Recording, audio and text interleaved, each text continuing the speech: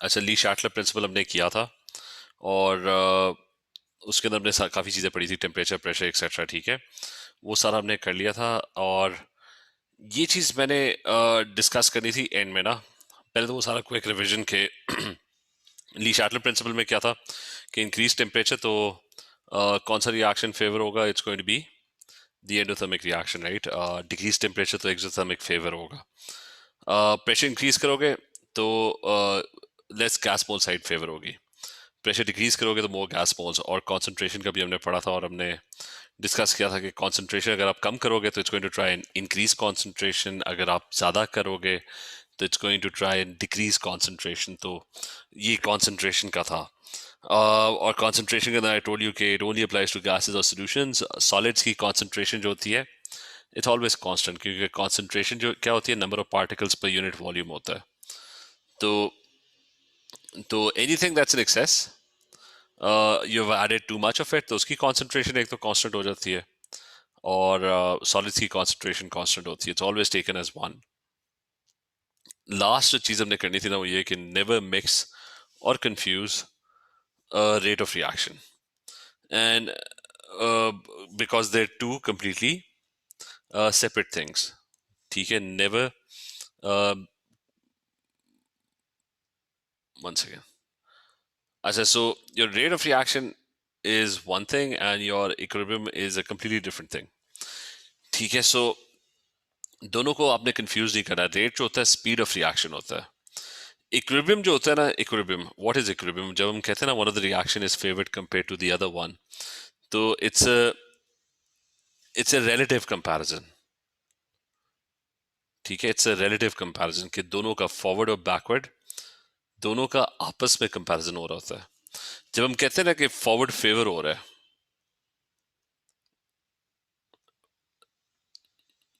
ठीक है, always use the word favoured. उसका ये मतलब नहीं है कि फॉरवर्ड स्पीड अप कर रहा है। It only means that the forward reaction is faster compared to the backward.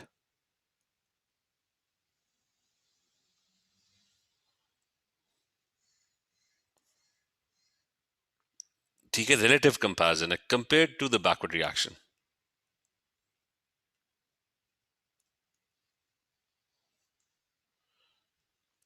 Because the problem is कि in reality what can happen is कि both reactions might be slowing down. Forward backward जो है ना, दोनों slow down हो रहे हो या दोनों के दोनों speed up कर रहे हो. But this is a relative comparison. It's always a relative comparison. इसके अंदर इस कंपैरिजन को ना, don't think of it as an absolute comparison. Forward favoured का मतलब है कि forward is faster compare to the backward. It's not a comment on the speed of reaction. हो सकता है कि दोनों के दोनों स्लो हो रहे हो सकता है दोनों के दोनों फास्ट हो रहे हो, but forward is faster compare to the backward means के द फॉरवर्ड, अगर दोनों स्लो भी हो रहे हैं ना, तब भी forward is faster compare to the backward. Is this clear? Yes. ठीक है, आसिफ क्लियर है? Asif, Yes, sir. अच्छा, तो अब ये जिस तरह ना, तो क्वेश्चन दोनों तरीकों से आ सकता है। रिमेंबर कि इक्विलिब्रियम के अंदर ना, द क्वेश्चंस के अंदर, पास पेपर क्वेश्चंस के अंदर जो ट्रिकी पार्ट होता है ना, वो यही होता है कि all of a sudden they are asking for equilibrium and then they started asking for rate of reaction. मतलब for example the question might be this के what's going to happen if you, इसको rub कर देते हैं, what's going to happen if you increase temperature. So if you increase temperature, the question is what happens to the position of the equilibrium? अब मुझे जल्दी से बताओ कि इंक्रीज करोगे टेम्परेचर तो कौन सा रिएक्शन फेवर होगा?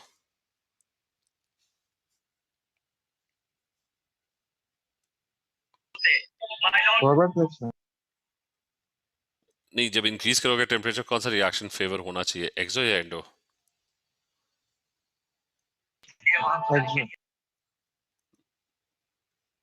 नहीं, वो फिर जाके देखो कि डी शार्टर प्रिंसिपल क्या है कि जब भी आप इंक्रीज करते हो टेम्परेचर, कौन सा रिएक्शन फेवर होता है? Endothermic. ठीक है, एंडोथर्मिक फेवर होता है। तो इन दोनों में से एंडोथर्मिक रिएक्शन कौन सा वाला है? इट्स द बैकवर्ड वन, ठीक है। क्लियर है? तो आपका जो जो रिएक्शन फेवर होगा Endothermic, which is in this case the backward reaction.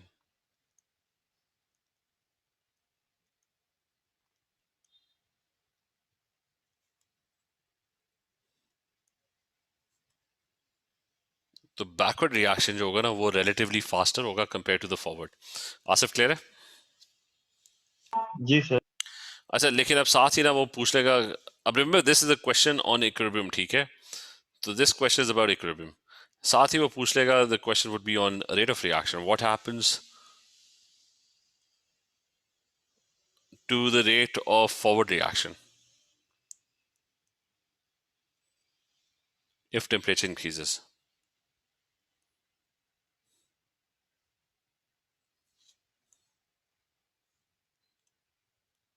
If your temperature increases. Now, अब ये जो क्वेश्चन है ना इक्विलिब्रियम का नहीं है. मुझे बताओ कि टेम्परेचर जब भी बढ़ाते हो तो whenever you increase temperature what happens? Reaction ज्यादा फास्ट होगा, स्लो होगा? फास्ट. ठीक है, वो फास्ट होगा. तो याद रखो कि जब भी टेम्परेचर इंक्रीज करोगे ना, वेदर इट्स द फॉरवर्ड और the backward, both reactions would speed up. ठीक है, so remember this question is about rate of reaction. तो forward reaction is it speeds up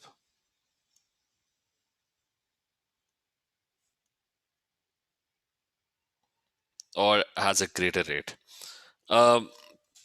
तो इससे पहली वाली बात गलत नहीं होती. पहली वाली बात का मतलब है, मतलब दूसरी वाली बात जो है वो कमेंट है रेट के ऊपर. ठीक है, that's a question on rate of reaction. तो वो ये सजेस्ट कर रहा है कि जी आप टेम्परेचर बढ़ाओ ना, जो मर्जी रिएक्शन है, चाहे वो फॉरवर्ड है या बैकवर्ड है, बोथ दोनों के दोनों रिएक्शंस जो है ना वो स्पीड अप करेंगे.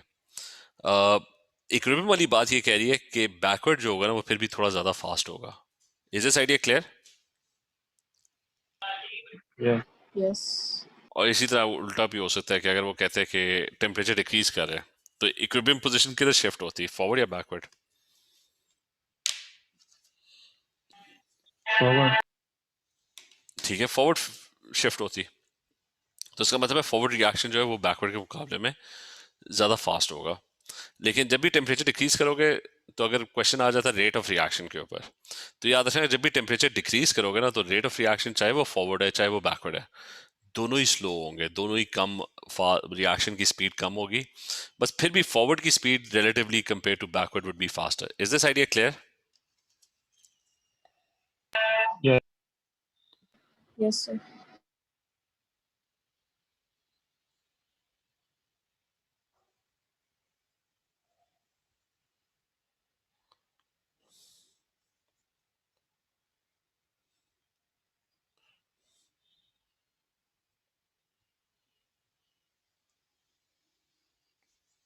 ठीक है.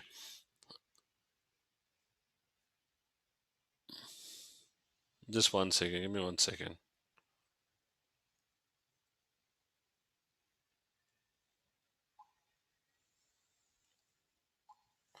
अच्छा, दी so that's one important thing कि रेट और उसको कंफ्यूज नहीं करना.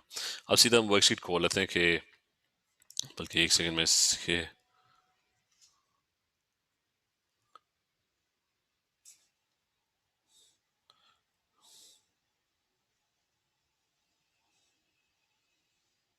just 1 second.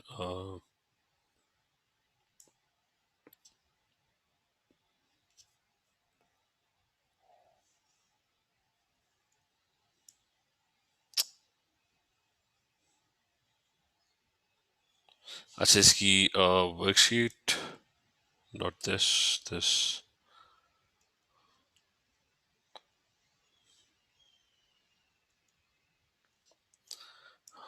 अच्छा, इसमें ली शार्टलर प्रिंसिपल वर्कशीट, ठीक है.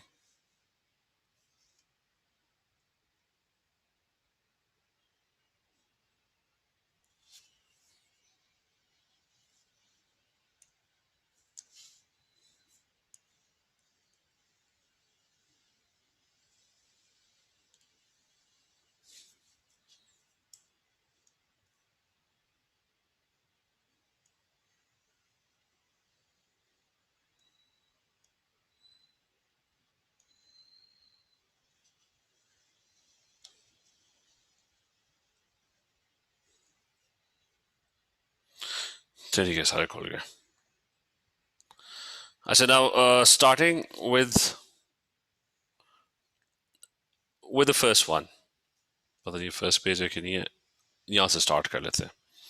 अच्छा, starting with the first page.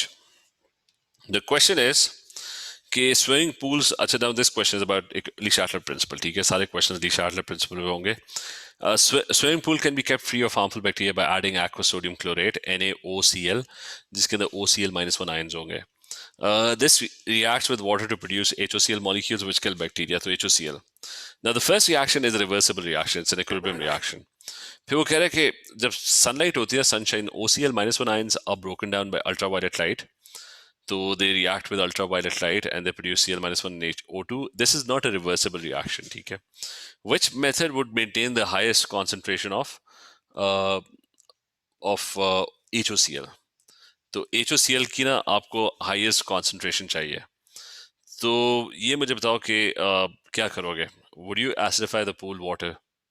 What would happen if you acidify the pool water? और HOCl ये है.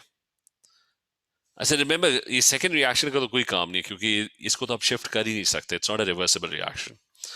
तो इसका मतलब है you want the reaction to shift in the forward direction. You want more HOCl. Is this clear? Yes. अच्छा, अब मुझे बताओ कि HOCl ज्यादा बनाना है, एसिडिफाई द पूल वाटर, उससे कोई फर्क पड़ेगा इस इक्विलिब्रियम पे?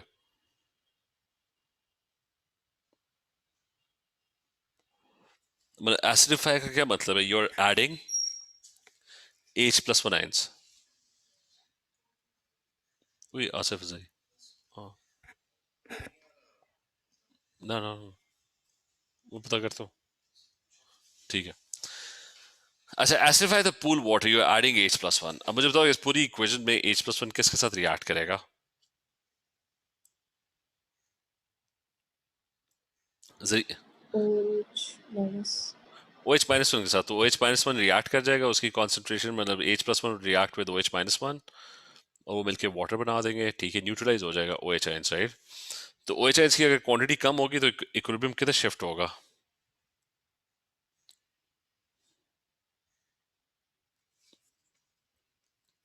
मतलब कॉन्सेंट्रेशन के बारे में हमने क्या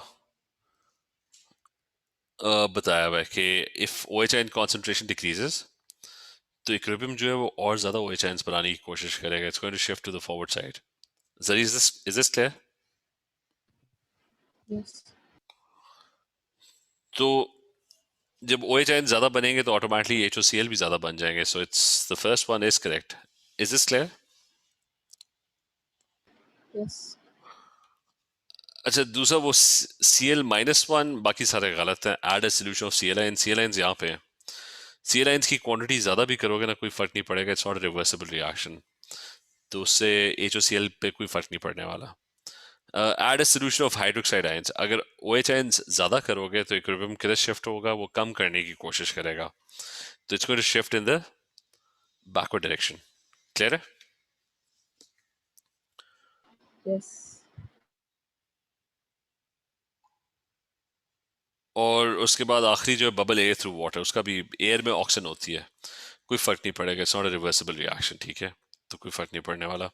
अच्छा, next question. Sulphur dioxide and oxygen react in the gas phase. Which statements are correct? Increasing the pressure increases the yield of SO3.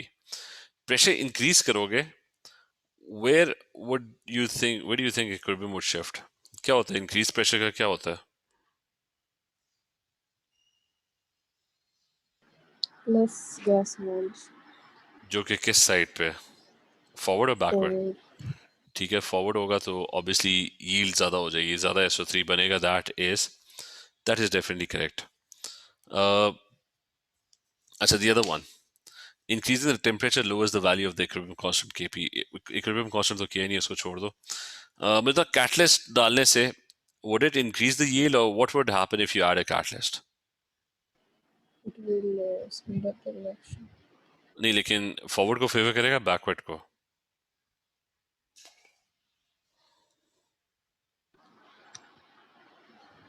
वो Forward. नहीं, वो दोनों को स्पीड अप कर देगा. तो इक्विलिब्रियम पोजीशन जो है ना वो अफेक्ट नहीं होगी. मतलब फॉरवर्ड भी उतना ही स्पीड अप होगा, बैकवर्ड भी उतना ही स्पीड अप होगा. तो ये हम इधर ऐड भी कर लेते हैं कि ऑलवेज रिमेंबर कि कैटलिस्ट का हम पॉइंट ऐड कर लेते हैं. कैटलिस्ट का इक्विलिब्रियम से कोई ताल्लुक नहीं है, except that it just speeds up the whole process. So it only speeds up the reaction,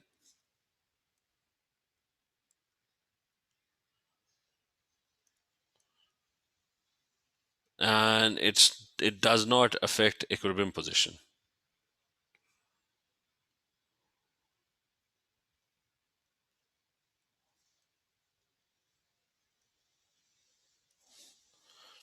वो आपकी वहीं की वहीं रहती है, ठीक है. अच्छा, next one. Which statement about, तो ये तीसरी स्टेटमेंट जो है इंक्रीजेस, ये लिए भी गलत है, सिर्फ वन ही करेक्ट था उसमें. Which statement about reversible reactions are correct? First one, an increase in concentration of a reactant always increases the concentration of the product. Is that correct?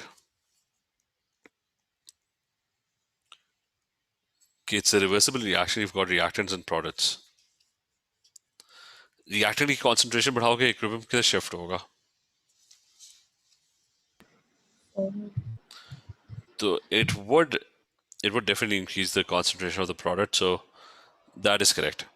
Second one, an increase in temperature always increases the rate at which the equilibrium is established. तो temperature बढ़ाने से rate को क्या होगा?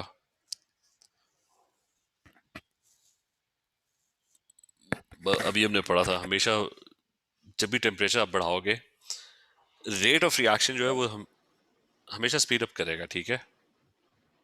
Yes. Or it doesn't matter whether it's the backward or the forward, both reactions would speed up. उनमें से एक ज्यादा स्पीड अप होगा, तो वो इक्विलिब्रियम वो बताता है, लेकिन both reactions would speed up. अच्छा, an increase in temperature always increases the concentration of the product at equilibrium. Is that true? अगर मैं टेम्परेचर इंक्रीज करूंगा तो प्रोडक्ट ज्यादा बनेंगे? No. ठीक है, मतलब ऑलवेज वाली बात गलत है. बन भी सकते हैं, लेकिन इट डिपेंड्स के सिर्फ तब ज्यादा होंगे अगर फॉरवर्ड जो होता है वो एंडोथर्मिक होता, राइट. Neutral. Yes. अगर वो एक्सोथर्मिक होता फिर ये केस ना होता, तो इसलिए ऑलवेज वाली बात जो है ना, दैट्स रॉन्ग. अच्छा, नेक्स्ट वन. ये रिएक्शन है, वो कह रहे हैं कि what would alter the composition of the equilibrium mixture in favour of V2 plus ions. यानी V2 प्लस आयंस को फेवर करना है, यानी इसको बैकवर्ड भेजना है. तो किस तरह भेज सकते हैं? If you add N acid, equilibrium किधर शिफ्ट होगा? एसिड इनमें से किसके साथ रिएक्ट करेगा OH minus ions. और उनको वो कम कर देगा, ठीक है. तो इक्विलिब्रियम किधर शिफ्ट होगा? Forward. तो इसलिए पहला गलत है. अच्छा, next one, adding a reagent that selectively precipitates V3 plus ions. इसका मतलब क्या है?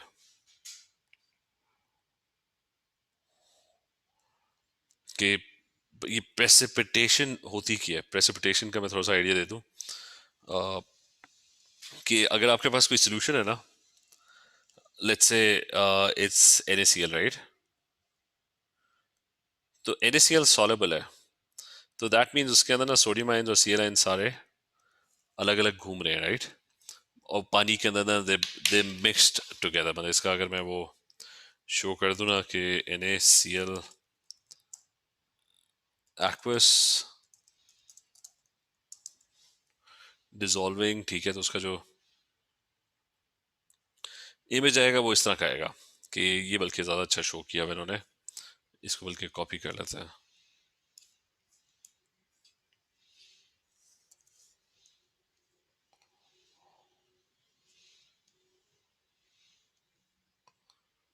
अच्छा,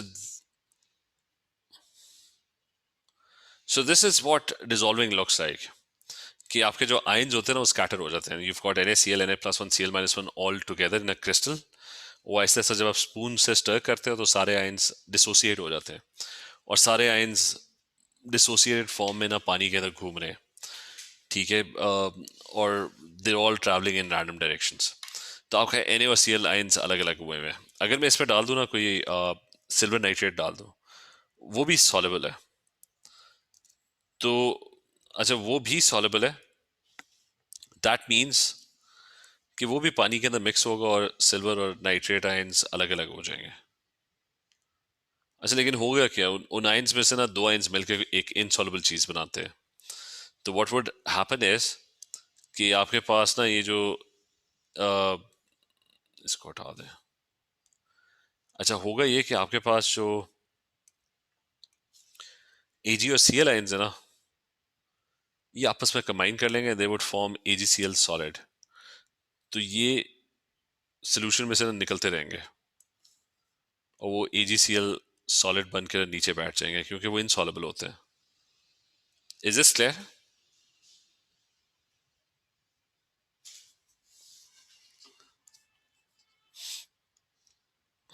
ये क्लियर है?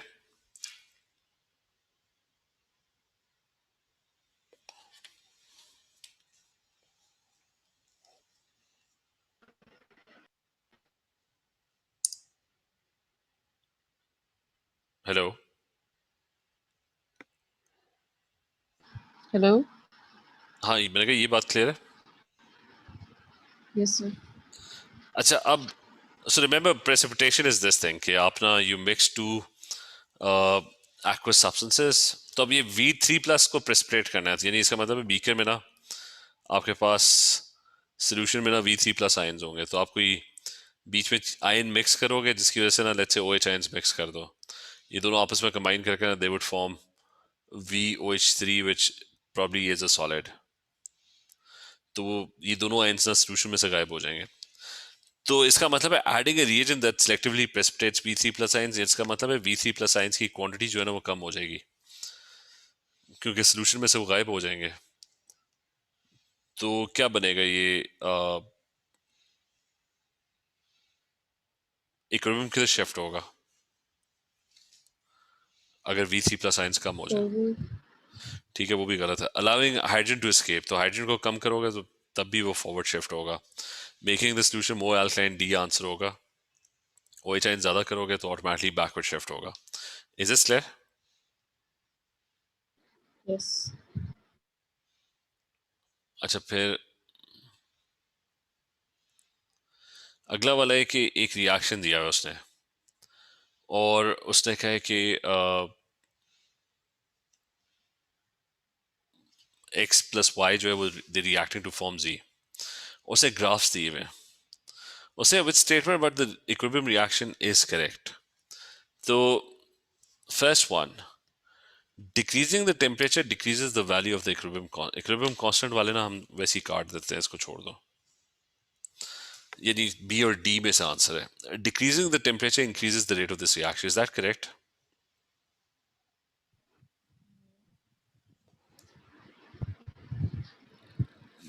मतलब आप टेम्परेचर जब भी डिक्रीज करोगे तो क्या होगा? Diffraction decrease होगा. नहीं, टेम्परेचर जब भी डिक्रीज करोगे तो रेट भी डिक्रीज होना चाहिए ना, तो इसलिए ये भी गलत है। ठीक है, ये क्लियर है? अच्छा, अब पॉइंट है कि ये किस तरह पता लगेगा कि अब आंसर डी है ऑब्वियसली, क्योंकि ए और सी तो मैंने खुद ही निकाल दिए थे। The reaction is exothermic in the forward direction. How do you know that this reaction is exothermic in the forward direction? इसका मतलब है कि अगर ये अगर ये स्टेटमेंट ट्रू है कि it's exothermic in the forward direction, तो मुझे बताओ कि if I increase temperature reaction किधर शिफ्ट होना चाहिए, फॉरवर्ड या backward? Backward.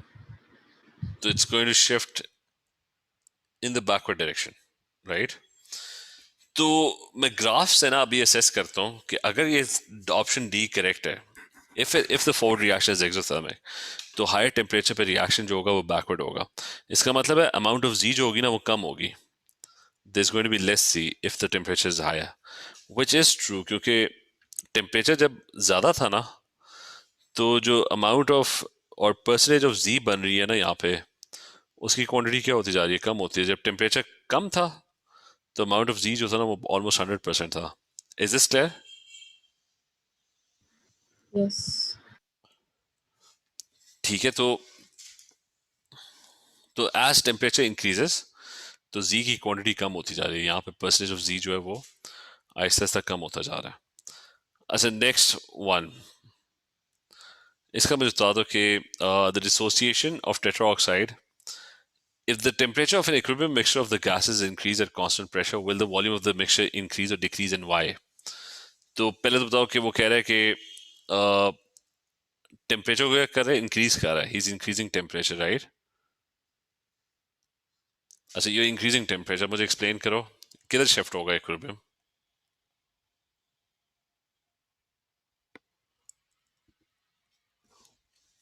Is it endothermic और एक्सोथर्मिक?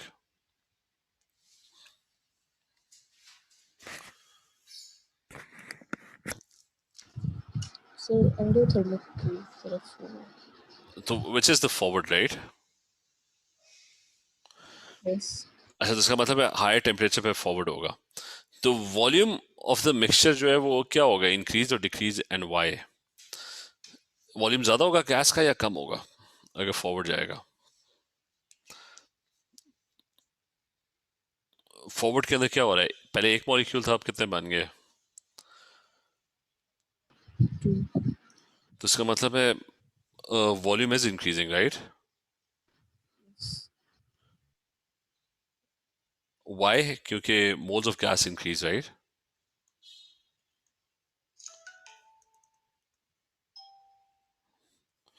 क्योंकि वही एक मॉलिक्यूल ना स्प्लिट हो गया दो मॉलिक्यूल्स में, तो number of moles of gas जो है वो ज्यादा हो गए. लेकिन क्या सिर्फ यही रीजन है कि जिसकी वजह से वॉल्यूम इंक्रीज होगा, या कोई और रीजन भी है? मतलब ए और बी में से ही होगा, volume will increase, volume will increase. Temperature जब भी आप बढ़ाते हो तो इससे लिखा हुआ है volume will increase but only because of a shift of the equilibrium towards the right. और सेकंड में लिखा हुआ है the volume will increase both because of a shift of equilibrium towards the right and also because of thermal expansion. तो मुझे तो temperature जब बढ़ाते हो तो गैस का वॉल्यूम थर्मल एक्सपेंशन होती है कि नहीं होती?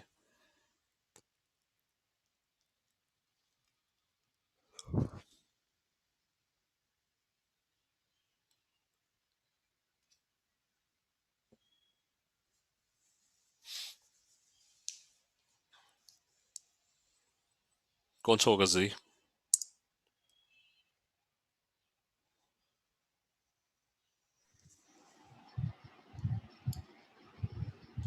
B. ठीक है, बी होगा, क्योंकि थर्मल एक्सपेंशन इसमें इंक्लूडेड होगी. अच्छा, देन यू हैव ये वाला कर लेते हैं. अच्छा वो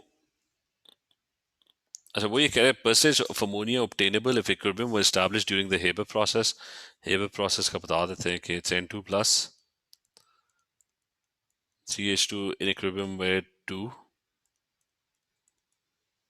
NH3, right? तो ये Haber process है. Just one second.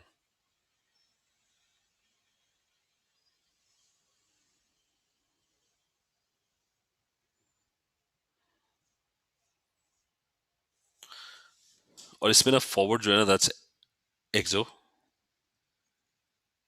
और जो बैकवर्ड होता है ना that's the one that's endo. अब उसने क्या है कि टेम्परेचर उससे चेंज किया है 400 सेंटीग्रेड से 500, और से NH3 की percentage with respect to pressure जो है ना वो प्लॉट की हुई है. इनमें से कौन सा ग्राफ होगा? पहले तो टेम्परेचर को तो इग्नोर करो, ये दो ग्राफ्स जिसके अंदर प्रेशर इंक्रीज करोगे, ये इंक्रीज हो रहा है प्रेशर, ठीक है? तो मतलब इंक्रीज करोगे प्रेशर तो अमोनिया ज्यादा बनेगा, परसेंटेज ऑफ अमोनिया ज्यादा होगी कम होगी इस रिएक्शन में? कम होगा. क्या होगी?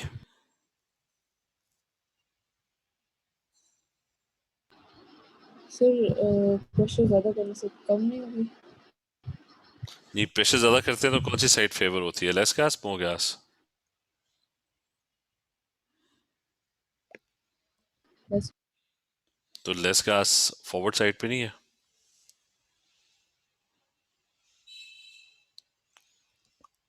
ठीक है, क्लियर है? यस. यस. अच्छा, तो वो फॉरवर्ड साइड पे, तो अमाउंट ऑफ अमोनिया जो है ना वो बढ़ना चाहिए, मतलब इधर तो वो कम हो रहा है ना इन दो ग्राफ्स में, तो कम नहीं होना चाहिए, बढ़ना चाहिए। तो इट्स आइदर ऑप्शन ए और ऑप्शन बी। अब वो ये करना है कि जो अगला पार्ट करना है वो है कि वो फिगर आउट करना है कि टेम्परेचर से क्या होगा। टेम्परेचर मैं बढ़ाऊंगा, ज़्यादा करूंगा, तो अमोनिया कम होगी या ज़्यादा होगी? Um, कम होनी चाहिए, ठीक है। तो इसका मतलब है 500 पे ना amount of percentage of ammonia कम, 500 वाला ग्राफ जो होगा वो नीचे होगा, 400 वाला ग्राफ जो है ना वो ऊपर होगा, क्योंकि अगर मैं टेम्परेचर बढ़ाता हूँ ना तो बैकवर्ड फेवर होगा, तो अमाउंट ऑफ अमोनिया कम हो जाएगी। तो वो जो हाइट होगी ना ग्राफ की, which is the percentage of ammonia, that would be less. 500 नीचे होगा ग्राफ, 400 ज्यादा ऊपर होगा। Is this clear? yes.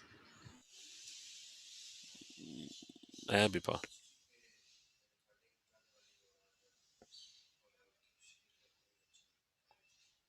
ठीक है,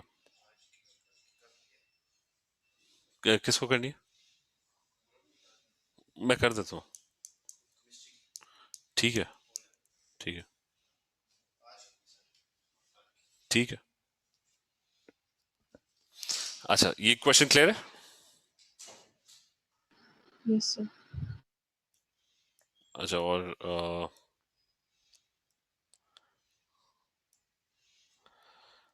अच्छा, what could contribute most to increasing the equilibrium yield of ammonia? तो ये फिर से वही रिएक्शन है, अमोनिया की इक्विलिब्रियम यील्ड बढ़ानी है, तो कौन सा इनमें से ऑप्शन करेक्ट है?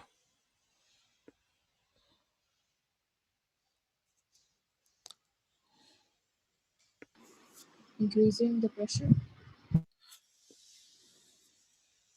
ठीक है, increasing the pressure to 400 atmosphere, ठीक है। कैटलिस्ट डालने से यील्ड पे कोई फर्क नहीं पड़ेगा। ये बैकवर्ड फेवर करेगा। एयर रैदर देन नाइट्रोजन, उससे कोई फर्क नहीं पड़ेगा, दोनों में नाइट्रोजन ही होता है। अच्छा, ये वाला कर लेते हैं कि ये भी वही है, मेथनॉल की यील्ड बढ़ानी है, क्या करोगे?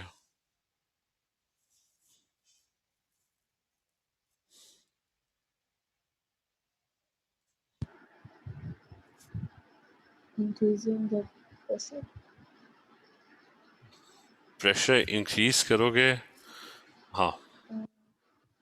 लेस गैस है यहाँ पे, ठीक है। यहाँ पे सिर्फ 2 मोल्स है, यहाँ पे 4 मोल्स है, तो फॉरवर्ड ही जाएगा। अच्छा, which statement are true about the Haber process for the manufacture of ammonia? तो कहाँ है हेवर प्रोसेस, वही लिख देते हैं दोबारा।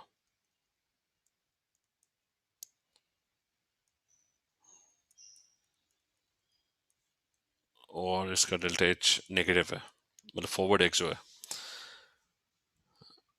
फर्स्ट वन करेक्ट है।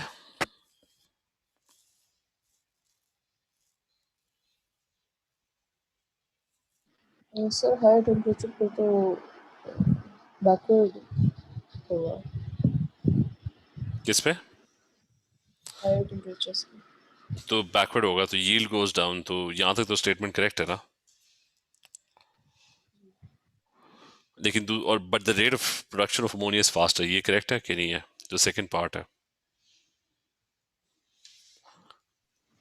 ये correct है.